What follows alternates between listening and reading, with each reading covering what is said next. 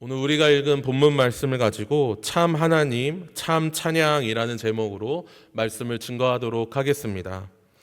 오늘 우리가 읽은 시편 135편은 우리가 읽었듯이 할렐루야라는 말로 시작을 합니다.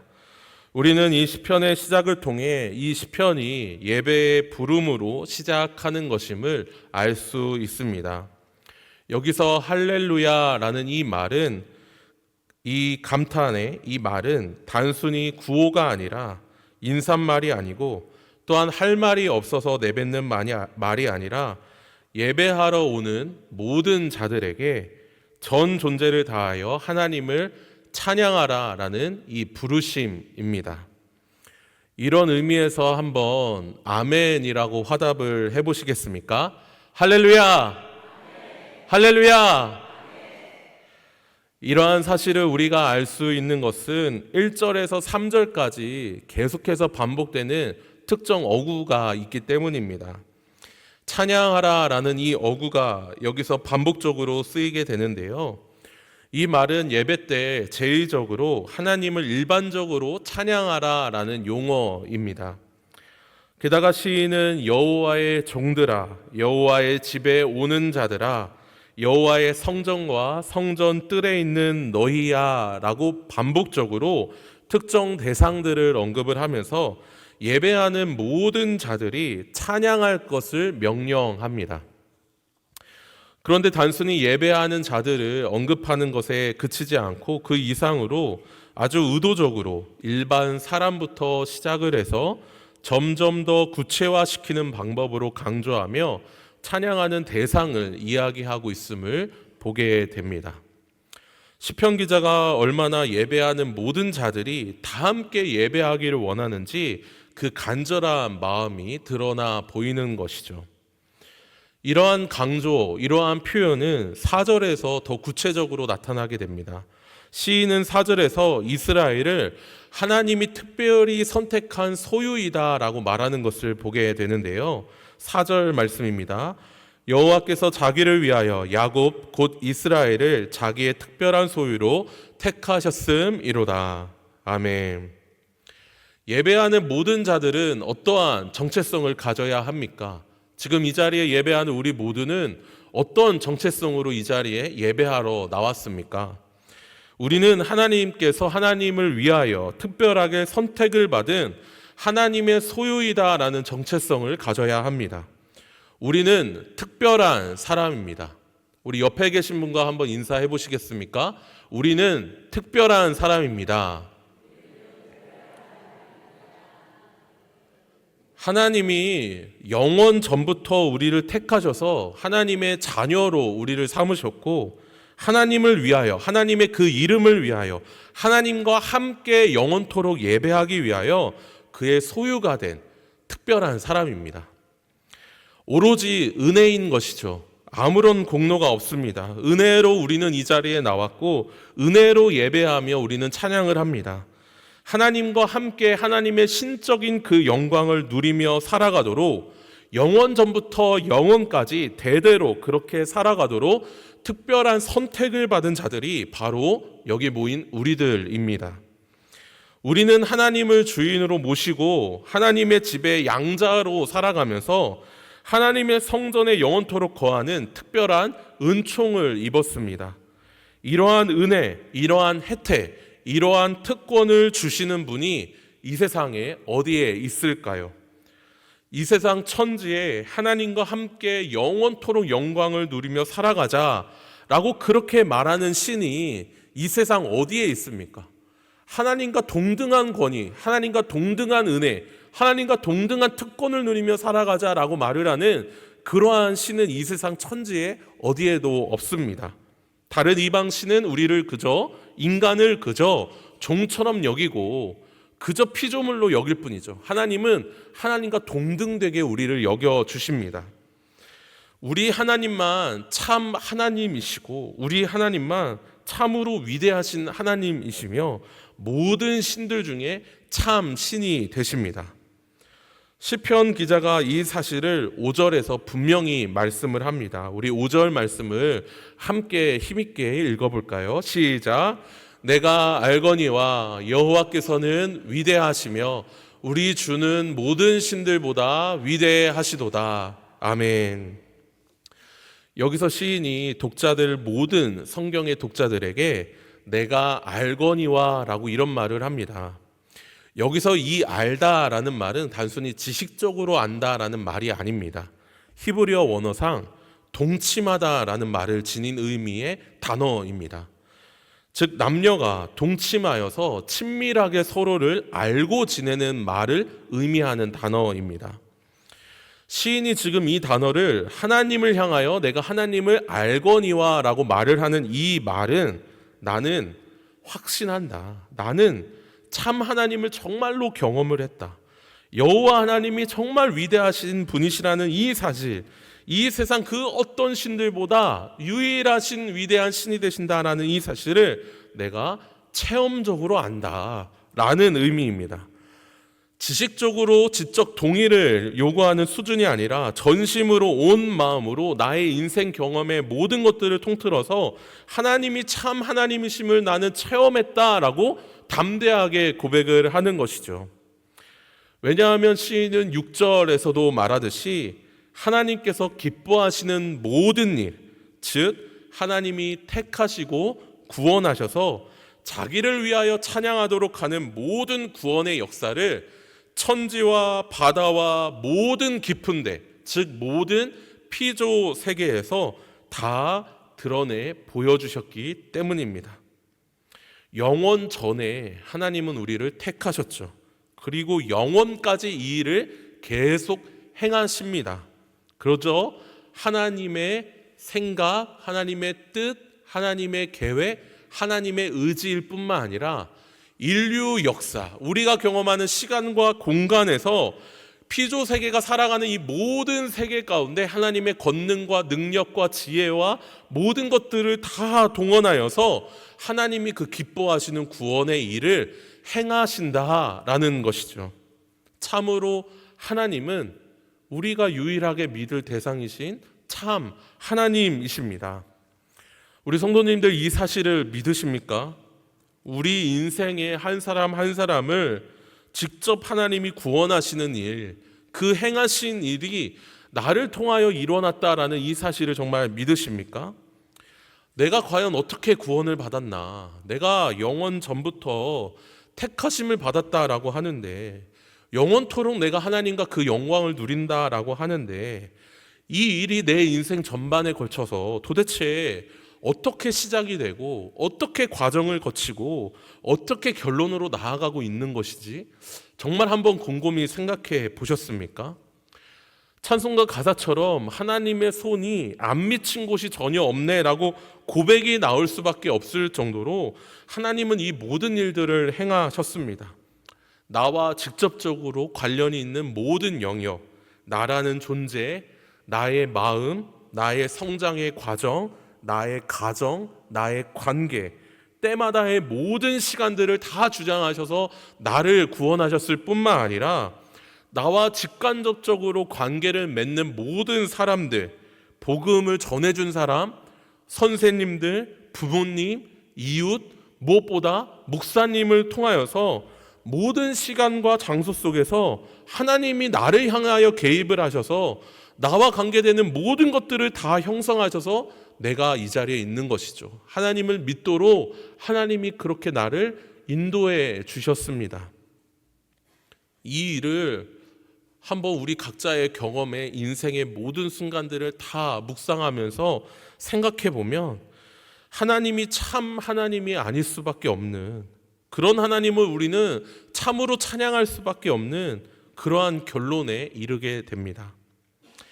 시인은 지금 시편 135편을 시작을 하면서 하나님을 예배하는 자리에 지금 초청을 하고, 그런 우리를 택하신 하나님을 다 함께 찬양하자, 다 함께 높여 경배하자 라고 그렇게 초청합니다. 그 응답의 자리가 지금 이 자리인 줄 믿습니다. 우리는 마땅히 응답을 하나님께 올려드리며 찬양하며 경배해야 합니다.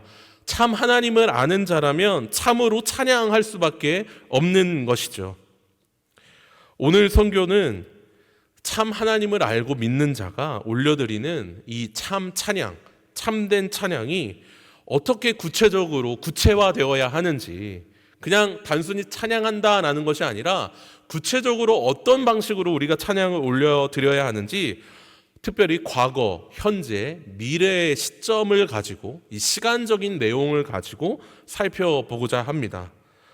먼저 우리가 참된 하나님께 참 찬양을 올려드릴 때 기억해야 할 것은 과거입니다. 시인은 이 시편 135편에 무려 8절부터 14절까지 총 7절에 걸쳐서 본문 전체 3분의 1가량을 하나님이 구원하신 과거의 행적에 대하여 말을 합니다. 시편 전체의 3분의 1을 과거 이야기에 투자를 하고 있는 것이죠. 이 내용은 우리가 잘 알고 있는 내용입니다. 이스라엘 백성들이라면 더 모를 수가 없는 그런 이야기입니다. 출애굽의 이야기, 광야의 이야기, 그리고 여호수아 정복 전쟁의 이야기입니다. 8에서 9절까지가 출애굽 이야기 중에 10가지 재난과 유월절에 대한 이야기가 기록이 되어 있고요. 10절과 11절이 광야 이야기 중에 가나안 입성 전까지의 대표적인 전쟁 이야기가 기록되어 있습니다. 12절에서 14절까지는 가나안 전복 전쟁과 땅 분배의 이야기, 그리고 그것을 기념하는 것에 대한 이야기가 요약되어 있습니다. 우리는 이 시간에 이 이야기를 다 말하지 않을 정도로 다 알고 있는 내용입니다. 그런데 시인이 이렇게 이 과거의 이스라엘의 구원의 역사를 왜 요약을 하는지, 그 의미는 우리가 좀 알아야 합니다. 그거를 우리가 생각을 해봐야 합니다. 시편 기자는 이 모든 과거의 역사 이야기를 통해서 하나님이 참으로 이스라엘을 구원하신 구원자이시다라는 사실을 계속 기억해야 한다라는 것을 가르쳐주고 있습니다. 과거에 우리를 구원하신 그 하나님을 우리는 기억해야 하고 그분이 참된 능력의 하나님이다라는 이 사실을 말하고 있는 것이죠. 그리고 이것을 기억하는 것이 얼마나 중요한 것인지, 예배를 통해 그러한 하나님을 우리가 다시 한번 다 알고 있어도, 다 아는 내용이어도 다시 상기하는 것이 얼마나 중요한 것인지를 지금 말하고 있습니다. 왜 과거를 기억하는 것이 그토록 중요할까요? 왜 우리는 과거 이스라엘 역사 이야기를 반복적으로 들어가면서 다 사실은 거의 다 알고 있는 내용 아닙니까? 하나님이 이렇게 구원하셨대, 이렇게 구원하셨대라는 정말 그 과거의 이야기를 지금도 듣고 있는데 왜 이렇게 듣는 것이 중요할까요? 일반적으로 통용되는 말 중에 과거를 잊은 민족에게는 미래가 없다라는 말이 있죠. 이 말처럼 과거에 하나님이 우리를 구원하셨다라는 이 분명한 사실이 없이는 현재와 미래에 계속해서 하나님을 예배하거나 찬양할 수가 없기 때문입니다. 애초에 구원받은 사실이 없는 자에게는 앞으로 구원을 받은 자로서 내가 지금 현재 찬양을 하고 예배하고 찬양의 자리로 나아가는 것이 불가능하다라는 것이죠. 구원의 사실이 지금 이 자리에 선포되지 않으면 지금 현재 하나님을 예배하고 계속 찬양하고 나아가는 것이 애초에 불가능하다라는 말입니다. 반대로 한번 생각을 해볼까요? 반대로 생각을 해보면 과거의 구원에 대한 감사와 감격이 넘치는 자가 있다면 그 자는 계속해서 오늘도 찬양하고 내일도 찬양하고 모레도 찬양하고 영원토록 찬양하는 것이 당연합니다. 분명합니다. 그렇게 하지 말라고 해도 하나님을 찬양할 수밖에 없습니다. 제가 신방을 진행하다 보면 종종 어떤 분들은 자신이 과거에 만났던 그 하나님, 나를 만나주시고 나를 죄 용서해 주시고 은혜를 베푸신 그 하나님을 말씀하실 때가 있습니다. 그럴 때 그분이 그냥 말하는 것이 아니라 때로는 그 감사와 그 감격, 그 찬양으로 눈시울이 붉어지거나 어떤 분들은 정말로 닭똥 같은 눈물을 쏟으면서 말씀을 하실 때가 있습니다. 이런 분들에게 찬양을 하지 말라라고 해도 그분들은 하지 않을 수가 없는 것이죠. 과거에 하나님을 너무 친밀하게 나의 삶의 현장에서 생생하게 경험했기 때문에 지금 현재 내가 하나님을 찬양하지 않을래야 않을 수 없는 그러한 삶을 살아가게 된다라는 것입니다. 여기에 계신 우리 장로님들, 권사님들, 집사님들, 모든 성도님들 다 그와 같은 과거의 구원의 그 은혜, 그 체험이 다 있으시지 않습니까?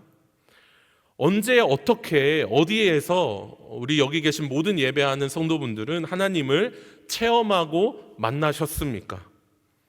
아마 여기 계신 모든 분들께 마이크를 드리면서 한번 이야기를 해달라, 간증을 해달라 하면은 아마 밤새 끊이지 않고 계속 말씀을 하실 정도로 하나님을 체험한 그 경험이 강렬하게 있으실 것입니다. 그런 분들에게는 하나님을 영원토록 찬양하고 경배하는 것이 결코 지루하거나 끊어지거나 멈춰지지 않는 것이죠. 분명한 하나님을 믿는 경험이 확실히 있기 때문입니다. 사도 바울이 에베소 교인 성도들에게 간절히 구하고 바라였던 그 기도가 바로 이러한 내용입니다. 에베소서 1장 16절에서 19절 말씀인데요, 제가 읽겠습니다. 사도가 이렇게 성도들을 향하여 기도합니다. 내가 기도할 때 기억하며 너희로 말미암아 감사하기를 그치지 아니하고 우리 주 예수 그리스도의 하나님 영광의 아버지께서 지혜와 계시의 영을 너희에게 주사 하나님을 알게 하시고 너희 마음의 눈을 밝히사 그의 부르심의 소망이 무엇이며 성도 안에서 그 기업의 영광의 풍성함이 무엇이며 그의 힘의 위력으로 역사하심을 따라 믿는 우리에게 베푸신 능력의 지극히 크심이 어떠한 것을 너희로 알게 하시기를 구하노라. 아멘. 사도는 계속해서 하나님을 알기를 원한다. 하나님을 알기를 원한다. 하나님을 체험하기를 원한다. 그분이 얼마나 크고 능력이 많으신 분이신지, 그분이 어떤 구원을 행하시는지를 알기를 원한다 라고 말씀을 합니다. 이미 성도가 된 자들에게 말이죠. 이미 에베소 교인 성도들에게 다시 한번 계속해서 하나님의 구원을 상기시키는 것은 지금 현재 예배하고 찬양하기 위함입니다. 앞으로 영원토록 계속 영원토록 찬양하기 위함인 것이죠. 사랑하는 동산의 영가족 여러분, 과거를 잊지 마시기를 바랍니다. 오히려 과거를 계속 깊이 묵상을 하며 구원의 감사와 감격을 다시 느껴보시기를 바랍니다.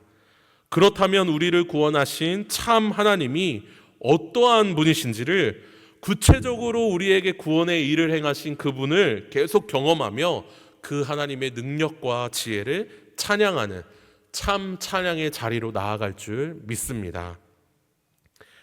두 번째로 우리가 살펴볼 참 하나님을 찬양하기 위한 이 두 번째 시간은 현재입니다. 15절부터 18절이 이 현재의 시점에 대하여 말씀을 해주는데요, 하나님을 참되게 찬양하고 예배하기 위해서 시편 기자는 우상의 문제를 꺼내게 됩니다. 사실 이 부분은 여러 학자들 사이에 사실 논란이 있고 논쟁이 있는 본문입니다. 너무나 갑작스럽게 뜬금없이 이 우상에 대한 이야기가 등장하기 때문이죠. 그래서 어떤 학자들은 이 시편이 다른 저자가 이리저리 짜집기를 한 시편이다라고 이렇게까지 혹평을 합니다. 성경을 가지고, 하나님의 말씀을 가지고 그렇게 말을 하는 좀 이상한 학자들이 있습니다. 실제로 이와 거의 비슷한 구절이 시편 115편에 이미 먼저 등장한 바가 있습니다. 그 외에 성경 내 신명기 4장이나 이사야 44장이나 예레미야 10장에서도 이 본문과 같이 비슷하게 쓰이는 구절이 있습니다. 그렇다고 우리가 이 성경 말씀을, 하나님의 말씀을 아무렇게나 짜집기한 시편이다 라고 말을 할 수는 없습니다. 우상에 대해 일반적으로 통용이 되고 보편적으로 사용할 수 있는 표현을 그대로 쓴다라고 할지라도 함부로 시편이 그렇게 짜집기된 시편이다 말할 근거가 되지 않기 때문이죠. 무엇보다 갑작스러운 주제라고 생각하는 이 우상이라는 이 주제는 찬양과 예배의 가장 핵심적인 주제이기도 합니다. 왜냐하면 우리가 그리스도인이 되었다라고 할지라도 이 땅에 살아가는 우리 모두는 그 어느 누구도 우상에 대해 자유로울 수 없기 때문입니다. 그리스도인이 된 것은 우상을 떠나 하나님을 믿기로 하여서 우리가 그리스도인이 되게 된 건데, 그 전에 예수님을 믿기 이전에 옛 습관, 옛 자아가 우상에 대한 생각을 자꾸 갖도록 그렇게 우리에게 영향을 주기 때문이죠. 현재 그리스도인들은 계속해서 거룩을 향하여 씨름해 나아가는 존재입니다. 그래서 우리가 공적인 예배 시간에도, 지금 이 시간에도, 수요일이나 금요일 모든 예배 가운데도 한 주간의 죄를 회개하면서 주님 앞에 나아가는 것 아닙니까? 한 주간에 우리가 습관적으로 지은 죄, 우상, 세상적인 세속적인 정신, 그 모든 우상에게 영향을 받은 그 모든 것들을 우리는 예수 그리스도의 보혈로 정결하게 씻김 받기를 원하면서 그렇게 우리는 매 순간 예배에 나아갑니다. 그래서 시인이 예배하는 자가 현재적으로 유혹으로 다가오는 모든 우상들에 대하여서 그 우상이 헛되다, 그 우상이 무가치하다, 그리고 만약에 그 우상을 따르게 되면 예배자가 어떻게 될 수 있는지 그 결과까지 말해주고 있는 것입니다. 예배할 때에 이러한 우상의 무가치함과 헛됨, 그 결과를 알아야 한다라는 것이죠. 우리 성도님들은 지금 이 시간 예배하면서 우리가 영향을 받는 세상적인 그러한 우상들의 그 헛됨과 무가치함, 만약 그거를 따를 때 오는 그 결과에 대하여 알고 예배를 하고 계십니까? 우상의 헛됨과 그 무가치함은 15절에서 17절까지 잘 나타나 있습니다. 여기서 시인은 열국의 모든 우상들이 손으로 만든 것이기 때문에 헛되다라고 말을 합니다. 사람이 지어낸 눈에 보이는 우상이든지 간에, 사람의 마음의 공장에서 찍어낸 눈에 보이지 않는 어떤 우상이든지 간에 그 모든 것들은 사람으로부터 나왔기 때문에 사람을 구원할 수 없다. 사람은 결코 사람을 구원할 수 없다라고 분명하게 말을 합니다. 사람의 모습을 한 우상이든 사람의 마음의 우상이든지 간에 그것은 입에서 구원의 말씀을 내뱉을 수도 없고, 눈으로 영혼을 감찰할 수도 없고, 귀가 있어도 기도를 들을 수 없고, 생명의 호흡을 심어줄 수도 없다. 우상은 그렇게 무가치하다, 헛되다라고 말을 하는 것이죠. 오로지 사람을 창조하신 하나님께서만 사람에게 생기를 불어넣어 주신다. 생명의 호흡을 넣어주신다. 그들의 입에서 나오는 모든 기도를 귀로 듣고 응답해 주시고, 우리가 어디에 있든지 우리의 마음을 모두 다 감찰해 주시고, 우리의 말하는 것 모든 것들을 다 듣고 계시는 분이 바로 우상과 대조되는 참 하나님, 우리를 구원하신 창조주 구속주이시다라고 분명하게 말씀합니다. 만약 우리가 창조주와 구속자이신 이 참 하나님을 떠나 살면 어떻게 될까요? 시인은 18절에서 우상 숭배의 결과에 대해 이렇게 말을 합니다. 우리 18절 말씀을 함께 읽도록 하겠습니다. 함께 읽습니다.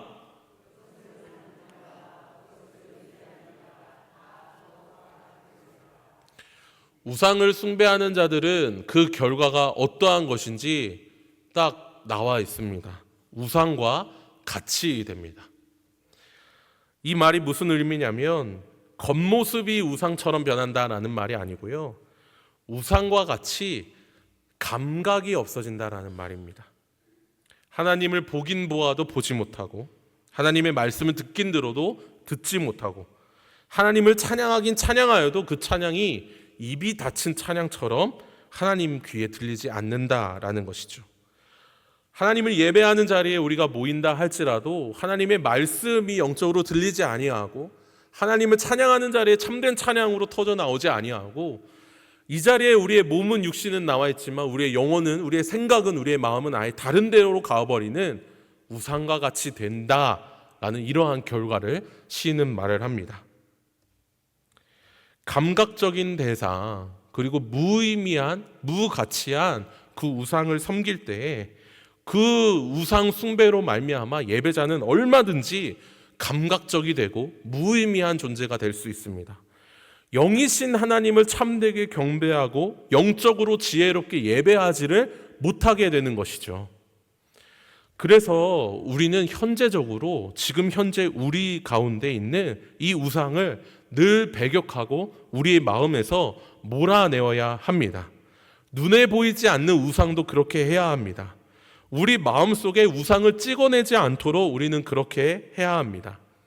하나님을 예배하면서도 얼마든지 우리는 세속적인 성공과 명예를 추구할 수 있고, 신앙생활을 하면서 얼마든지 우리는 나 자신의 가치 판단 기준을 마치 하나님의 가치 판단 기준인 것처럼 내세울 수 있으며, 하나님의 유익을 위한다라고 하지만 정작 나 자신의 유익과 만족을 위할 수 있습니다. 그래서 우리는 말씀으로 늘 새롭게 되어야 합니다. 그래서 예수님이 요한복음 17장에서 제자들을 향하여 이렇게 기도를 합니다. 예수님이 이제 요한복음 17장이 지나며 이제 세상에서 이제는 죽고 그 이후에 승천하셔서 하늘나라로 가시는데, 세상에 남겨진 제자들을 보면서 세상 속에서 물들지 말아라 라고 이렇게 말씀을 하며 이러한 기도를 합니다. 요한복음 17장 17절입니다. 그들을 진리로 거룩하게 하옵소서. 아버지의 말씀은 진리이니이다. 아멘. 진리의 말씀이신 예수님께서 그 자신이 빛으로 이 땅에 오셔서 말씀으로 어둠을 몰아내신 것처럼 제자들 가운데 있는 모든 어두움들, 그 시면 가장 깊은 곳에 그 어떤 우상이 있든지 간에 그 어둠마저도 예수님의 말씀으로, 빛으로 다 몰아내기를 하나님께 그렇게 간구하면서 하나님 은혜를 주십시오, 하나님 나의 기도에 응답해 주십시오 라고 이렇게 간절히 기도하는 것입니다. 우리는 오늘날 물질, 성공, 명예, 우리의 인간관계, 가치, 쾌락, 만족 등을 우리의 우상으로 삼고 있지는 않습니까? 사실 저의 인생에서 이 말씀을 비춰볼 때 지금 현재 시점에서 가장 큰 우상은 사실 이제 자녀가 되더라고요. 제가 이제 어린 나이에 자녀들을 두고 있는데 이 어린아이가 얼마나 사랑스러운지, 어떻게 보면 하나님보다 내가 이 아이를 더 사랑하는 것이 아닐까라고 생각이 될 정도로 정말 더 사랑하는 모습을 발견하게 됩니다. 물론 자녀를 사랑하라, 자녀를 하나님의 사랑으로 사랑하라 라는 것이 분명히 맞는데, 하나님의 말씀의 가치 판단 기준에 넘어서는데도 그 자녀를 사랑한다는 기준 안에 그 자녀를 그냥 무조건적으로 용납하고 죄에 대하여 지적하지 않는다면 그것은 그거를 방종으로, 방치로 그냥 우상과 같이 내버려 두게 되는 것이죠. 참 하나님을 체험한 자는, 참으로 하나님을 경험한 자는 내 안에 있는, 마음속에 있는 언제든지 도사릴 수 있는 그 우상들을 하나하나 말씀으로 내치게 됩니다. 그리고 하나님께 참 찬양을 올려드립니다. 이 시간, 이 현재 우리 모두에게 참 하나님을 바라보며 참 찬양을 올려드리는 그러한 시간이 되기를 간절히 소원합니다. 마지막으로 살펴볼 마지막 내용은 미래입니다.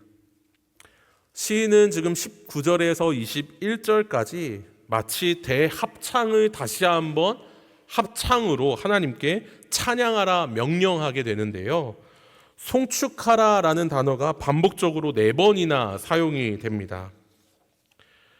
왜 이 찬양이 대합창이냐면, 마지막 이 결론 부분에 가서 이스라엘 족속의 전체, 아론 족속의 전체, 레위 족속의 전체, 그리고 무엇보다 여호와를 경외하는 모든 자들에게까지 송축하라라는 이 명령이 전달되기 때문입니다. 시인이 지금 이렇게 모든 대상들을 확장시켜가면서 대합창의 지휘를 하는 것은 하나님을 체험한 모든 자들, 세대와 신분과 역할을 초월하여 하나님을 경외하는 모든 자들이 다 하나님을 송축해야 한다라고 말하고 있기 때문입니다. 시인은 지금 이 시편을 쓰는 그 당시를 넘어서서 앞으로 이제 미래로 올 모든 세대에 어떤 특정 민족인 이스라엘 민족이 아니라 어떤 특정인 제사장 집단인 아론 족속이 아니라 어떤 특정인 제의적인 집단인 레위 족속뿐 아니라 모든 여호와를 경외하는 모든 백성들, 모든 사람들이 여호와를 송축해야 한다라고 이렇게 명령을 하고 있습니다. 게다가 21절에서는 시간과 함께 장소의 개념도 바뀌게 됩니다. 21절에서 시인은 예루살렘에 계시는 여호와는 시온에서 찬송을 받을지어다 라고 말을 하는데요. 예루살렘과 시온이 동의어처럼 쓰일 때도 있지만 여기에서는 예루살렘이라는 이 지역적인 도시가 언젠가 영원한 하나님 나라에 성취될 시온, 미래의 장소의 개념으로 쓰이고 있습니다. 즉 지역적인 이스라엘의 수도 예루살렘을 넘어서 성전이 있었던 예루살렘을 넘어서 모든 하나님의 그 임재를 상징하는 곳, 바로 그곳에서 하나님은 찬송을 받을 것이다, 미래적으로 그렇게 될 것이다 라고 선포하고 있는 것이죠. 무엇보다 이 송축하라라고 번역된 이 단어가 단순히 예배하는 행위만을 의미하는 것은 아닙니다. 좀 더 구체적으로 하나님이 행하시는 모든 일, 과거나 현재나 미래나 할 것 없이 모든 순간에서 매 순간 하나님을 복되게 여기면서 하나님이 얼마나 탁월한 분이신지 계속해서 찬양하라, 계속해서 높여라 라고 특정한 단어로 바꾸어서 말씀하고 있습니다. 사랑하는 성도 여러분, 우리가 하는 찬양, 우리가 하나님께 드리는 이 예배는 과거를 지나 현재를 넘어서 미래로 나아가야 할 줄 믿습니다. 과거로부터 경험한 하나님, 그리고 현재 내 안에 우상과는 극명하게 대조되는 참 하나님, 그분이 내 인생에서 얼마나 탁월하게 역사하시는지 끊임없이 고백하고 찬양으로 높이는 것, 그것이 참 하나님을 믿는 자의 참 찬양인 줄 믿습니다. 사실 이러한 찬양의 모습은 하나님이 영원하도록 동일한 분이시기 때문에 과거, 현재, 미래의 어느 시간에나 영원하신 하나님이시기 때문에 그러한 하나님을 믿는 자라면 영원히 찬양을 하는 것이 마땅합니다. 많은 시편들이 이 영원토록 찬양하라 라는 말을 반복적으로 사용하는데요. 대표적으로 시편 106편 1절에서 이런 말씀이 등장을 합니다. 할렐루야, 여호와께 감사하라. 그는 선하시며 그 인자하심이 영원함이로다. 아멘. 여기서 시인은 영원하신 하나님이 그 선하심과 인자하심이 영원하시다라고 말을 합니다. 그리고 이 시편의 가장 마지막에 이렇게 찬양을 합니다. 48절의 말씀 우리 함께 읽어보겠습니다. 시작. 여호와 이스라엘의 하나님을 영원부터 영원까지 찬양할지어다. 모든 백성들아 아멘 할지어다. 할렐루야. 아멘. 영원하신 하나님, 그 선하심과 인자하심이 영원하신 하나님께 우리는 과거, 현재, 미래를 초월하여 영원부터 영원까지 영원히 찬양해야 할 줄 믿습니다. 이 고백이 얼마나 아름다운 고백입니까? 사랑하는 성도 여러분, 이러한 고백을 내가 영원토록 하겠다라고 그렇게 결단하시기를 바랍니다. 과거의 찬양에 멈추는 것이 아니라 현재의 찬양에 멈춰서 있는 것이 아니라 내가 앞으로도 미래에 영원토록 영원히 하나님을 내가 그렇게 찬양하겠다라고 하나님 앞에 고백하시기를 바랍니다. 그래서 우리 교회, 우리 가정, 우리가 속한 모든 공동체에 여호와 하나님을 찬양하는 소리가 가득가득 울려 넘치기를 간절히 소원합니다. 찬양의 소리가 줄어드는 것 같이, 예배하는 자가 점점 사라지는 것 같이 보이는 이 세대 가운데 우리가 정말 영원하신 하나님을 영원토록 찬양하겠습니다. 영원히 예배하겠습니다. 내가 그렇게 하나님을 영원토록 예배하는 영원한 예배자가 되겠습니다 라고 참된 찬양을 올려드리는 저와 여기 계신 우리 모든 성도님들 되시기를 간절히 소원합니다. 함께 기도하겠습니다.